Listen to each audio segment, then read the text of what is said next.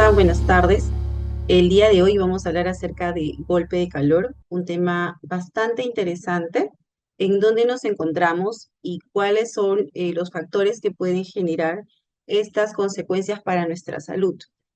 Entonces, en el caso de Lima, sabemos que tenemos un clima cálido y húmedo, que la estación de verano inicia en diciembre y va hasta el mes de marzo.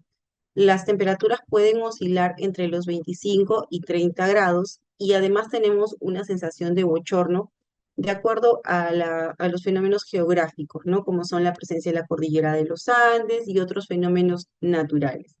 Además, en esta zona de Perú, nosotros tenemos alta radiación solar y en el caso de la estación del verano, los niveles pueden llegar a ser altos a extremos incluso. La radiación solar, que es la energía que emite el sol a través del espacio, nos va a generar algún efecto en nuestra piel y en nuestra salud también. En el caso de las regiones del Perú, en la costa estos niveles van de 10 a 13, en el caso de la sierra pueden superar los 15 y en la selva van a ser incluso más altos, pero no van a ser percibidos como tal por la nubosidad que presenta en esta zona de nuestro país. Además, como ustedes pueden ver en el gráfico, es a las 12 al mediodía donde nosotros vamos a poder observar un pico de radiación solar. Es por eso que es en este momento del día en donde no se recomienda la exposición directa o reducir la exposición al aire libre a la radiación solar. El horario de mayor riesgo que también vamos a encontrar para exponernos es entre las 10 de la mañana y 4 de la tarde.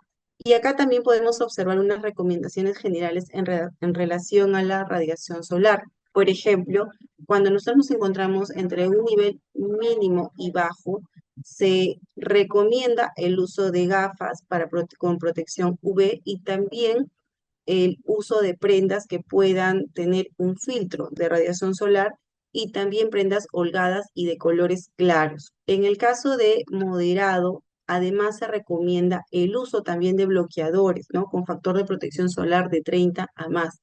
Y de alto, muy alto a extremo, pues estos 5 factores como son el uso de lentes con protección solar, uso también de sombreros o gorros que nos puedan permitir mayor cobertura, las prendas holgadas e incluso el uso de algún tipo de paraguas o sombrilla para que nos pueda generar sombra y muy importante el uso de bloqueador solar. Bien, y ahora para ir a nuestro tema y vamos a poder entender de qué se trata esto del golpe de calor, vamos a entender primero cómo es que funciona nuestro cuerpo. Para ello vamos a hablar acerca de la termorregulación. Nuestro cuerpo, el cuerpo humano, está entre los 36,1 y 37,8 grados, en promedio 37 grados. Cuando la temperatura de nuestro cuerpo desciende por debajo de 35 o aumenta por encima de 41, se genera un desbalance, un desajuste, y nuestro cuerpo empieza a realizar mecanismos de defensa para preservar la temperatura a la cual viene estando acostumbrado, ¿ok? Entonces, en este caso, cuando la temperatura aumenta, una de las consecuencias más inmediatas va a ser que la sangre empieza a fluir desde la parte más profunda hacia la parte más superficial de nuestro cuerpo con el objetivo de conducir el calor. Cuanto más flujo sanguíneo tenemos, hay una mayor pérdida de calor para compensar este aumento de temperatura. ¿Y cómo es que captamos esta temperatura? Nosotros en la piel, que es el órgano más grande que tenemos, vamos a tener termorreceptores. Y estos termorreceptores son quienes van a informar al cerebro y luego una estructura que se denomina hipotálamo para hacer este proceso de regulación de la temperatura, actuando el hipotálamo como una especie de termostato. Entonces, cuando nuestra temperatura aumenta, cuando nosotros empezamos a sentir más calor, lo que ocurre en nuestro cuerpo es que automáticamente empieza a disminuir el metabolismo de forma general. ¿Por qué? Porque no quiere producir calor. Entonces, aumenta el calor, disminuye el metabolismo y con ello también la dilatación de los vasos sanguíneos para poder llevar más calor hacia la superficie y poder perder este calor que está percibiendo. Además, también se incrementa la transpiración, el sudor, Y esto lo hace a manera de que esta humedad que empieza a tener la piel puede ayudar a que al contacto con el aire pierda el calor que está generando. Y de esta manera va a intentar disminuir la temperatura que ha percibido como alta. Al contrario, cuando empieza a haber una disminución del calor, los vasos sanguíneos se contraen y envía una señal al cerebro donde nosotros vamos a aumentar nuestro metabolismo. Y de esa manera generamos incluso mayores movimientos musculares, mayor contracción en los vasos sanguíneos para poder proteger del descenso de esta temperatura. El hipotálamo, que es nuestro termostato cerebral, no actúa solo, también está acompañado de otros órganos como la tiroides y también temas hormonales. Sin embargo, las acciones que se realizan de forma general buscan preservar la temperatura de nuestro cuerpo y también ejerce diversos procesos para que esta temperatura pueda ser lo más normal posible sin afectar a los órganos, como lo vamos a ver más adelante. Estos mecanismos pueden ser la radiación, que corresponde al 60% de los mecanismos para enfriar nuestro cuerpo, que básicamente es cuando el calor va hacia el ambiente, que es lo que explicaba, cuando nuestros vasos sanguíneos empiezan a llevar mayor sangre a la superficie, es el proceso de radiación. Luego la conducción, que solo nos ayuda en un 3% a liberar el calor de nuestro cuerpo en el contacto directo con objetos. Un ejemplo claro de conducción es cuando nosotros, por ejemplo, el celular, que es un objeto que tenemos muy a la mano, lo tenemos por un periodo de tiempo de 10 a 15 minutos, empezamos a notar que este objeto se nota más caliente, ¿no? Ese es el proceso de conducción. En el caso de la convección, que nos ayuda a perder hasta el 12% del calor corporal, básicamente busca enfriarlo a través del contacto con el aire. Un claro ejemplo es cuando nosotros ingresamos, por ejemplo, a una oficina bastante ventilada, pero al el momento en que empiezan a llegar más personas, si es que no hay un flujo de aire, empezamos a percibir lo que la gente dice, el ambiente se siente más cargado. Siempre y cuando no haya una ventilación, pues este proceso se denomina convección. Si hubiera un proceso de ventilación, esto obviamente hace que el aire circule de mejor manera. Y finalmente la evaporación, que nos permite eliminar el calor hasta un 20%. En el caso de la evaporación, es uno de los procesos que realizamos de manera automática y diaria a través de la sudoración y a través de la piel y los pulmones en el proceso de respiración. Incluso nos hace que podamos perder de manera diaria hasta 600 mililitros de agua y hasta 380 kilocalorías. Entonces es un proceso natural que el cuerpo realiza para conservar la temperatura adecuada. Bien, hasta acá hemos entendido cómo funciona nuestro termostato. Entonces ahora es más fácil poder entender a qué se denomina golpe de calor. El golpe de calor es la pérdida de esta termorregulación. Es cuando nuestra temperatura se eleva de manera excesiva debido a la exposición a altas temperaturas, por no estar adecuadamente hidratado o incluso por realizar actividad física de manera extrema. El golpe de calor hay que diferenciarlo también de la insolación. Son dos cosas muy distintas. En el caso de la insolación, sí se debe por la exposición directa al sol, que es cuando hay un enrojecimiento de la piel y sí puede corresponder a un golpe de calor. Sin embargo, el golpe de calor puede aparecer cuando estamos expuestos a altas temperaturas sin que necesariamente sea el sol. Es decir, podríamos estar, por ejemplo, en una zona donde hay mucha elevación de la temperatura, pero cerrada, y también tener un golpe de calor. Y bueno, que también es importante saber que ya que sabemos cuáles son los mecanismos de regulación en nuestro cuerpo y de conservación, un golpe de calor puede ser bastante grave y generar daños irreversibles en los músculos, en el corazón, en el cerebro e incluso en el riñón. Por ello, la actuación frente a este fenómeno debe ser inmediata. Existen diversos factores de riesgo, uno de ellos y principal es la edad. Las edades más vulnerables van a ser los menores de 5 años, ya que tienen este termostato o hipotálamo todavía inmaduro, y los mayores de 65 años, donde ocurre lo contrario, ya es por un envejecimiento propio del ser humano. También por sobreesforzarnos en climas calurosos. Si yo soy una persona que realiza actividad física de forma frecuente y me traslado a un lugar de clima más caluroso, podría tener un golpe de calor. Cuando hay una exposición repentina, si me voy de vacaciones a un lugar con un clima más caluroso, sin tener un acondicionamiento previo, también puedo sufrir un golpe de calor. Cuando no existe aire acondicionado o corrientes de aire en el lugar, ¿no? Acuérdense del proceso de convección que les explicaba hace un momento. Y también algunos medicamentos o patologías que podamos tener como antecedentes.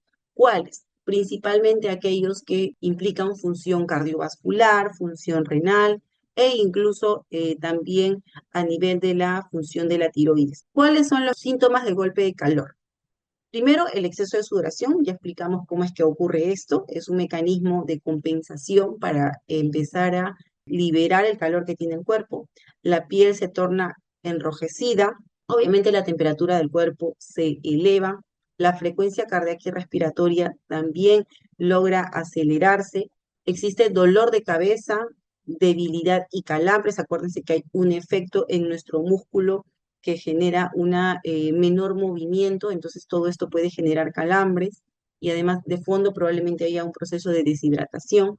También podemos observar somnolencia, confusión, visión borrosa, mareos, temblores, convulsiones, delirios, es decir, acá hay un trastorno en general del sensorio, pérdida de conciencia e incluso náuseas y vómitos. ¿Y cuáles son las medidas inmediatas a tomar? Lo primero, ya que estamos frente a un golpe de calor, es tratar de enfriar a esta persona. Acuérdense que esa temperatura está elevada. Lo primero es alejarla de la zona de donde está expuesta directamente al sol, si es que es el caso, y llevarla a una zona donde haya sombra o de mayor ventilación o un ambiente cerrado, pero con adecuada ventilación también, ¿no? Quitarle el exceso de ropa para disminuir esta temperatura que se ha ido elevando. Además, enfriar a la persona con cualquier medio disponible que tengamos en ese momento. Compresas frías en zonas estratégicas como pueden ser la cabeza, en la zona del cuello también, en las axilas y las ingles, porque son zonas que van a tener mayor recepción para poder ayudar a comunicar a nuestro cerebro o nuestro hipotálamo que lo que queremos es disminuir la temperatura. En caso estuviéramos en una zona donde no hay agua o hay escasez de agua, también podemos aplicar aire o incluso aumentar el aire acondicionado, si es que fuera el caso de donde nosotros nos encontremos en ese momento. Es importante no usar ningún tipo de fármaco, menos fármacos antifebriles, tampoco friccionar con alcohol ni usar infusiones calientes.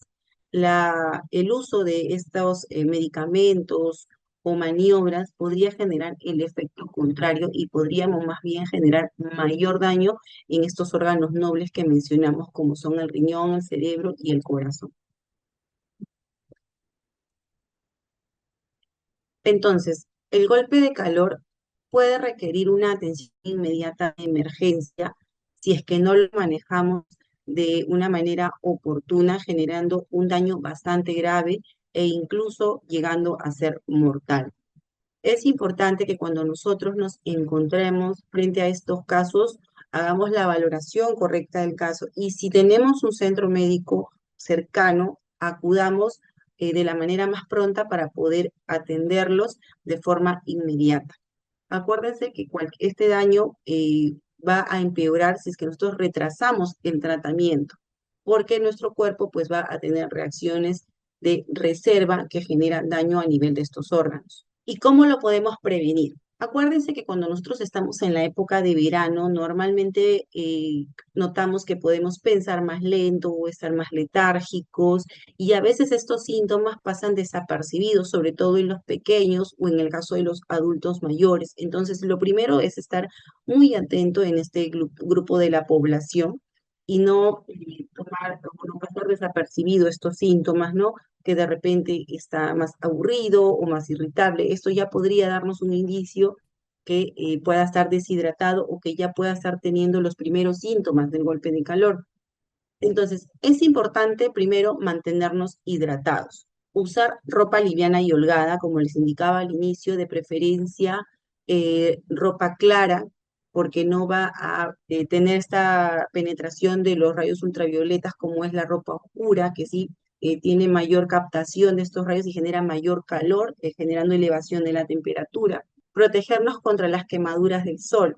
Nunca dejar a nadie dentro de un automóvil cerrado. Esto también es muy importante. Y acá no solamente es a personas, sino también a mascotas, porque se ha demostrado que de 5 a 7 minutos o incluso podrían ser mortales, así que eso está totalmente prohibido. Y no solamente por la falta de oxígeno en el auto, sino también por esta pérdida de la termorregulación que se da de forma muy rápida, porque las personas empiezan a perder este control muy rápido y finalmente puede llevar a consecuencias bastante graves.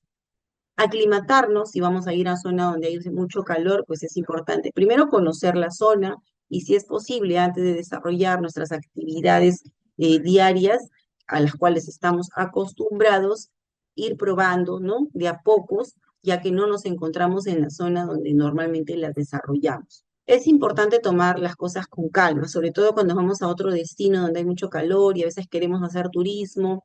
Entonces, hay actividades que quizás debemos dejarlos para los dos o el segundo o tercer día de cuando lleguemos para evitar estos golpes de calor. Importante, como les decía al inicio, tener mucha atención con los niños, sobre todo los menores de 5 años y los adultos mayores y también las embarazadas. Además, reducir la actividad en horarios de sumo calor, ¿no? Como les mencionaba al inicio también, de 10 de la mañana a 4 de la tarde es un horario donde pues es preferible evitarlo y sobre todo a mediodía, que es donde hay mayor energía solar y puede generar estos golpes de calor. Entonces, ya hemos hablado acerca de los golpes de calor, ahora vamos a hablar acerca de la deshidratación, que es uno de los temas que está muy asociado con los golpes de calor. Y cuando hablamos de hidratarnos adecuadamente, no solamente estamos hablando del consumo de agua, y eso lo vamos a ver en un momento. Entonces, ¿qué es la deshidratación? Pues esto va a ocurrir cuando usamos o perdemos más líquidos de los que ingerimos y nuestro cuerpo no tiene suficiente agua y otros fluidos para llevar a cabo sus funciones normales. Nuestras células contienen agua. Al exterior del espacio de la célula hay agua y entre célula y célula también hay agua. Entonces es importante la hidratación diaria para la función celular. ¿Okay? Muchas veces también podemos revertir los casos de deshidratación cuando estos son leves o moderados. Sin embargo, hay casos donde esto se va a dar de manera muy grave y requieren un tratamiento médico inmediato y ya en un centro de salud. Algunos de los síntomas de deshidratación vamos a poder encontrar en el caso de los lactantes o niños pequeños y en los adultos, signos que nos van a llamar mucho la atención y a los cuales también debemos estar atentos.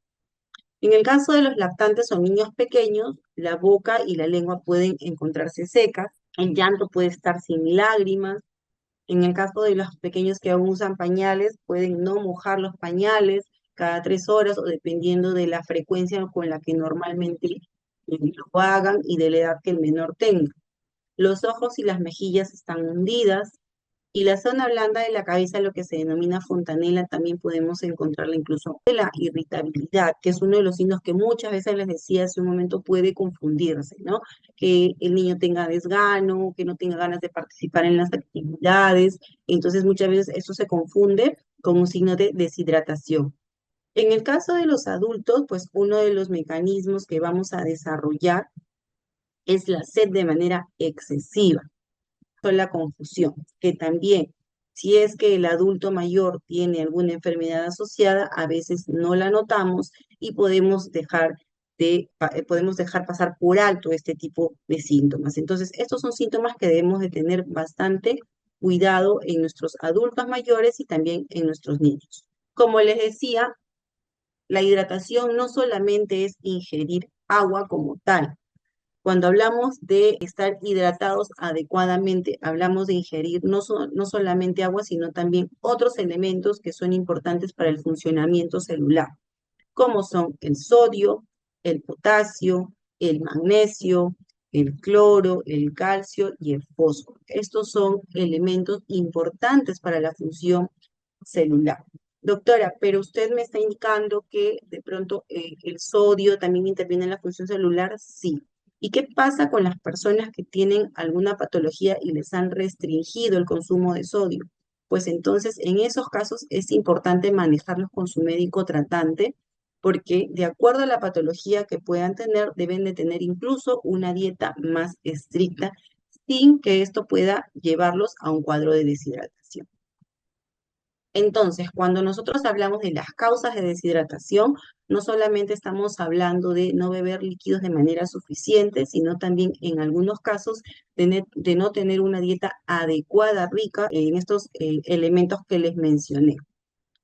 Otra de las causas puede ser las diarreas y los vómitos que generan una deshidratación por la pérdida de líquidos directa, la fiebre, la transpiración excesiva, y la mayor necesidad de orinar, ¿no? Dependiendo de la razón de fondo, podrían generar también un tema de deshidratación, como por ejemplo en el caso de las personas que son diabéticas y en el caso de las personas que son hipertensas o con alguna patología cardiovascular, algunos medicamentos podría llevarlos a miccionar con mayor frecuencia, por lo cual les decía, es importante que el médico tratante regule el consumo de líquidos y les diga cuáles son las cantidades que debe de beber o incorporar en su alimentación de manera diaria. ¿Y cómo es que nosotros podemos prevenir la deshidratación? Una hidratación adecuada.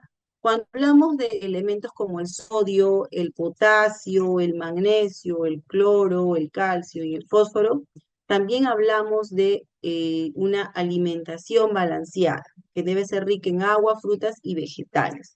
Por ejemplo, hay alimentos como el pepino, que tiene un 95% de agua, que nos va a aportar.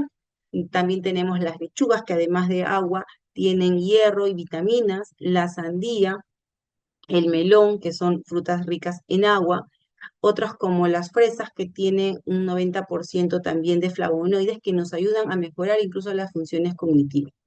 La papa, la palta, el mango, las espinacas, son alimentos que deben estar incorporados en nuestra dieta diaria para cubrir estos elementos que intervienen en la función celular.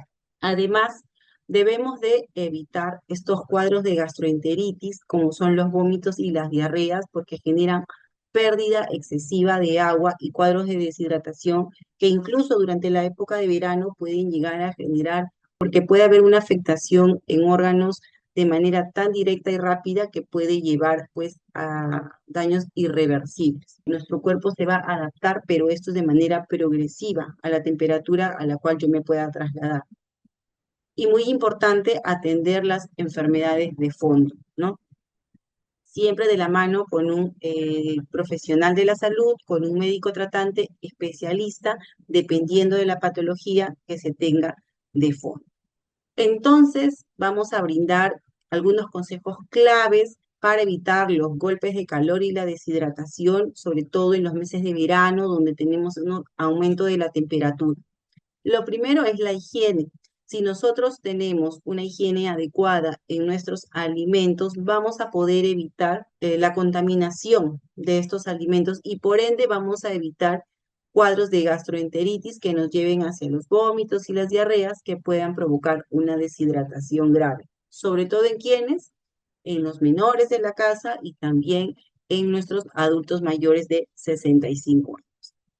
La hidratación, ya les dije, no únicamente es el tomar agua, sino el tener líquidos suficientes y ricos en sodio, potasio, magnesio, cloro. ¿Cuánto es que debemos hidratarnos de manera general? Seguramente hemos escuchado de 8 vasos, de 2 litros. Bueno, en promedio se dice que debemos de ingerir de 30 a 35 mililitros por kilo de peso.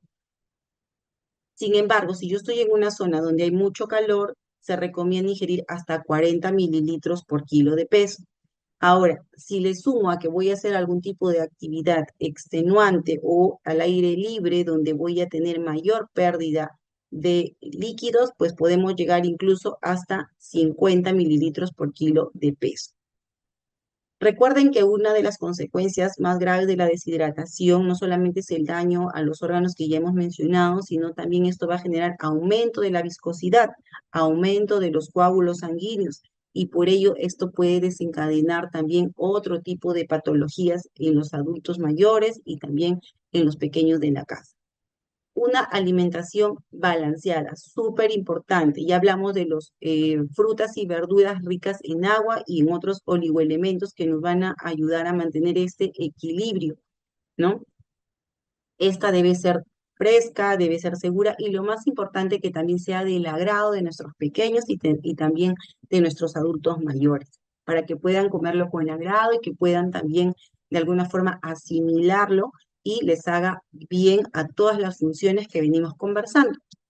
Y también para este verano tener en cuenta nuestras aguas seguras. Si hacemos natación en algunas piscinas y vamos a hacer este deporte, pues asegurarnos que sean piscinas que hayan tenido este sello del ministerio y que sean lugares seguros para el desempeño de nuestras actividades.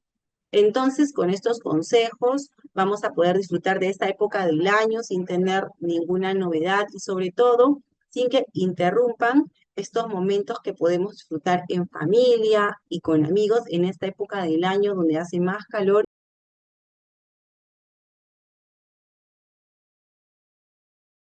Va a depender de la calidad de agua que nosotros podamos beber. Si ustedes leen las etiquetas de las aguas embotelladas, algunas les denominan agua de mesa y otras son aguas minerales. Si tuviéramos que elegir, pues lo ideal serían las aguas minerales, porque como su nombre lo indica, es rica en estos oligoelementos que les comentaba a lo largo de la exposición. Pues como dicen, una golondrina no hace el verano. Si nuestra dieta es balanceada, si nosotros estamos tomando un consumo de agua regular, entonces, no porque consumamos más agua vamos a estar más hidratados. Acuérdense que nuestros riñones y nuestro cuerpo genera un filtro de toda esta cantidad que podamos ingerir. Todo va a depender de cómo es nuestro ritmo durante el día, ¿no? Lo importante es tener nuestros requerimientos de agua y en general alimentación balanceada. ¿Cuál puede ser un punto en contra de tomar líquidos en la noche? Es que si nosotros tomamos mayor líquido durante la noche, esto probablemente interrumpa nuestro sueño. Y acuérdense que cuando nosotros descansamos, nuestro cuerpo entra en un proceso de regeneración durante el descanso. Y si lo interrumpimos, obviamente esta función no se va a llevar de forma adecuada. Entonces, vamos a encontrarnos probablemente hidratados, pero al día siguiente nos vamos a levantar cansados, no vamos a estar de buen humor, ¿no? Porque hemos interrumpido nuestro ciclo de sueño.